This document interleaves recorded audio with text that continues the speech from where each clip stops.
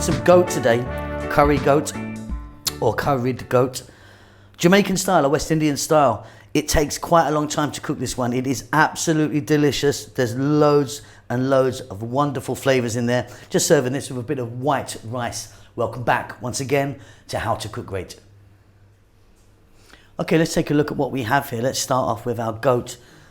There's like 1.5 kg there. So that's like 3 pounds of meat. There's some bone in there. Now what you can do is wash it in water, or some people actually wash it in vinegar or lemon. 1 onion. Now we're going to be adding some more onion later. This is just for this part. 1 onion sliced. About a teaspoon of salt and pepper and dried thyme. I would be putting in fresh thyme. I don't have any, so I'm using dried. Couple of bay leaves. Here I've got allspice. That's like a tablespoon of allspice, also known as pimento. Here we've got our Scotch bonnet or habanero. Scotch bonnet is more traditional. We're not going to put that lot in. That will kill you if you put that in. They're super, super hot, but they're very, very tasty. So we're just going to put one of those in. But yeah, you can use yellow or red. 2 tablespoons of garlic. 2 teaspoons here, or say a tablespoon of ground allspice or pimento. They're both going to go in whole and ground. Oil, there's like a cup of oil there. I'm using the sunflower oil. And here is West Indian curry powder. Now don't confuse this with like an Indian one. It's very different. It's more kind of fruity, less harsh. You know, it's kind of more cinnamon, coriander, nutmeggy in flavor, and it's heavy in turmeric. So yeah, don't use your kind of local Madras Indian one. It's a completely different thing. I will leave a link at the end. The video will pop up at the end, which I hope I remember to do, of how to actually make that. But yeah, get yourself down to your West Indian store or online, depending on where you live. But yeah, don't use your kind of Madrasi kind of Indian thing. It's a very, very different thing. Anyway, look, we're going to get all of this mixed into our meat and season it up. So mixing bowl, my meat's in there, and it's, you know, I've got some kind of nice big chunky pieces in there. You know, it's all kind of, you know, look at that, beautiful. Now we're going to start by adding everything. Now I'm going to go for one of this Scotch bonnet. I've just cut it open like that, drop it in, and really, once you cut that, wash your hands, because you don't want to be touching your face. It's not good. Like I say, they are absolutely fire, but delicious. Let's start off by dropping in some garlic. Then we're going to add that ground allspice or pimento. Then some bay. And then the whole allspice or pimento. Salt, pepper, and the dried thyme. Like I say, if I had fresh, I would be putting that in. Onion. And we're going to be adding more onion a bit later. Then the curry powder. Let me grab a spoon so we can see what we're doing here.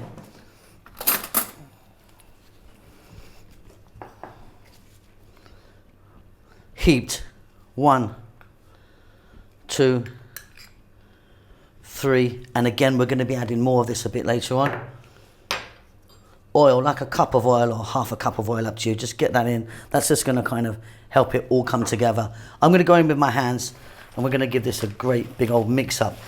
Now what you can do is go straight to the cooker and start cooking this, or you could leave it for a few hours in the refrigerator. I mean, maybe overnight is beautiful. Just depends on how much time you've got. Okay, so I've got my pot here. I'm lucky to have a nice Dutch pot with a nice lid. If you don't have that, then you just need to get a big pot with a lid ready. In there I've got some oil.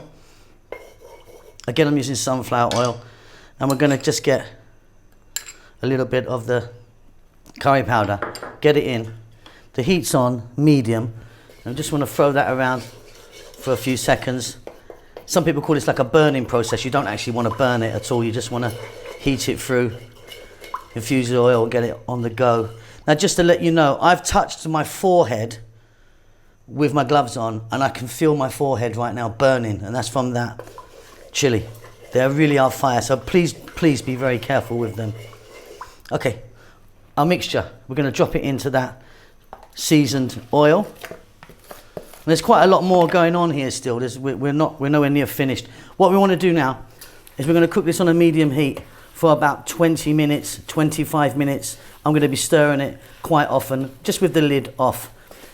Now, one other thing, you can often get things like seasonal or chicken seasoning, and there's loads of kind of Jamaican types of sort of seasoning stuff that other people would usually put in. I don't really like them in there actually, but yeah, if you want, see if you can grab some of that stuff, you know, from your store or online. Okay, I'll be back in about 25 minutes.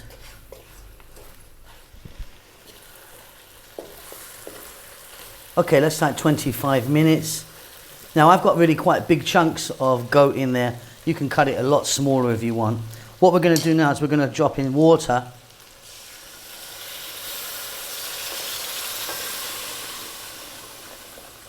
Right, enough to cover it there. Little stir. Now we're going to get a lid on this. We're going to put the heat on just a little bit above a simmer, but nice and low. And you've got plenty of time now. I'll see you in 2 hours. Give it a stir every now and then.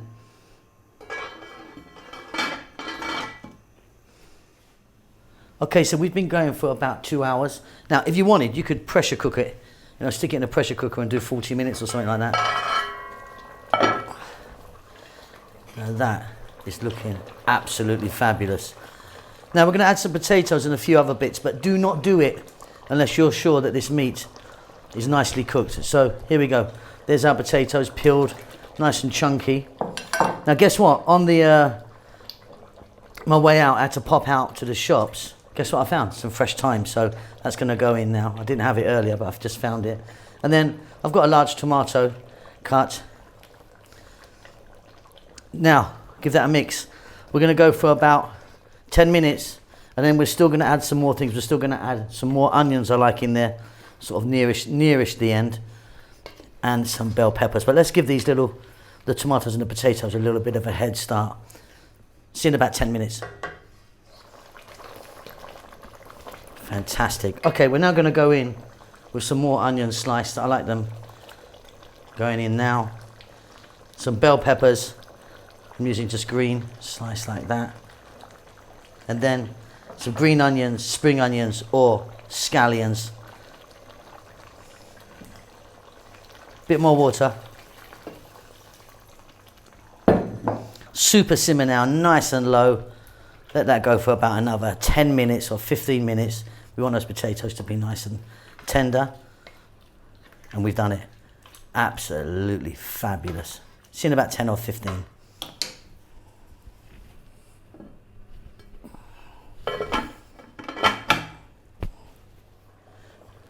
Okay, off goes the heat.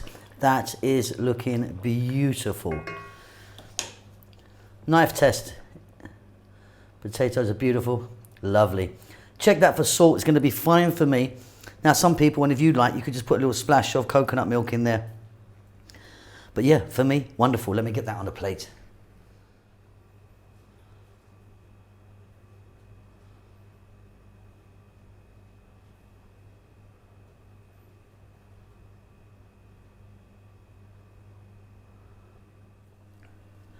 Okay, and there you go. Absolutely delicious. It does take a while to cook this one, but the result, as you can see, is superb. That's fall off the bone. I mean, literally, there you go, falling off there. Serving that with some white rice. If you want, you can have it with rice and peas. I actually prefer curry goat with white rice. And then just dressed it with a little bit of the old peppers and some thyme. Wonderful stuff. Hope you enjoy that. We'll see you very soon. Lots of love.